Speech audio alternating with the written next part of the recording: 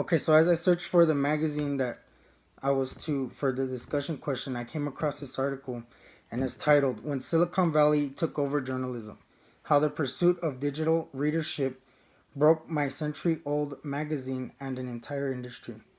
So in this case, Silicon Valley, I would perceive as it's kind of a metaphor for change, the new generation, and he talks about digital readership in his title, how it broke his century-old magazine. So it's he's the way he the way the author writes his title, century-old magazine, showing that it's magazine and written types of media is kind of old, and digital readership is coming in as the new form of media outlets for news and things like that. I'm gonna read you the introduction. It says Chris Hughes was a mythical savior, boyishly innocent, fantastically rich, intellectually curious, unexpectedly humble, and proudly idealistic. My entire career at the New Republic had been spent dreaming of such a benefactor.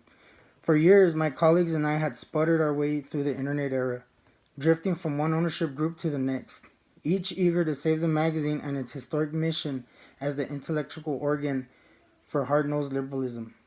But these investors either lacked the resources to invest in our future or didn't have quite enough faith to fully commit. The unending search for patronage exhausted me, and in 2010 I resigned as editor. So this introduction, I believe it has all three components. It's an attention getter. It's relative to the audience, and it's a preview to his article or to his speech. Attention getter in that he references Chris Hughes right off the bat. Anybody who knows Chris Hughes, he roomed with Mark Zuckerberg, and he's considered one of the co-founders of Facebook, which is pretty big right now in our culture and in our society around the world. So in that first statement alone, he also has an attention getter because we hear the name Chris Hughes, and then it's also relating to the audience because as as a millennial, we hear Chris Hughes and automatically we know who he is and what he's about. And we already know that that this from his title, the century old magazine that he references what he worked for. It's a dying breed. It's a dying phase. Social media and internet and media outlets are now the new form of where people get their news from. They don't go buy newspapers anymore on the corner. They can go online and Google it, or they can get a subscription and they can view it through Facebook or what have you.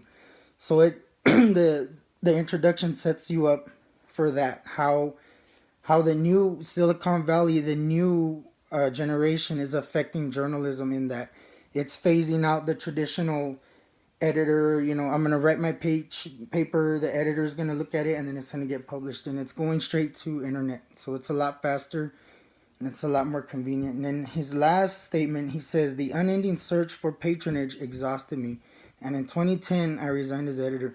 So they couldn't find anyone that would fund their magazine, and it exhausted him. So he ended up resigning. So he's kind of it just goes to show how social media is phasing it out, and that Chris Hughes is actually a person. He actually invests in their magazine and saves it.